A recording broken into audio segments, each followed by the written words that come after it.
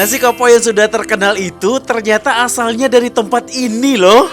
Kamu sudah pernah makan nasi kapau belum?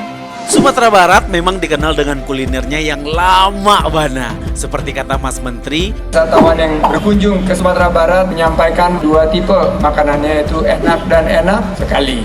salah satu kuliner yang lama bana adalah nasi kapau. Ini dia tempat asal nasi kapau, yaitu Nagari Kapau di Kabupaten Agam. Nasi kapau adalah kuliner yang terdiri dari nasi, sambal, gulai kapau, dan aneka lauk pauk khas kapau. Beberapa lauk yang paling identik dengan nasi kapau adalah ikan batalua, tambonsu, dan gulai tunjang. Gulai tambonsu ini benar-benar menggugah selera. Teksturnya empuk dan buah gulainya nikmat banget. Wih, surga dunia sih rasanya kalau menikmati langsung makan nasi kapau di sini. Jadi guys, lauk apa yang paling kamu suka saat makan nasi kapau?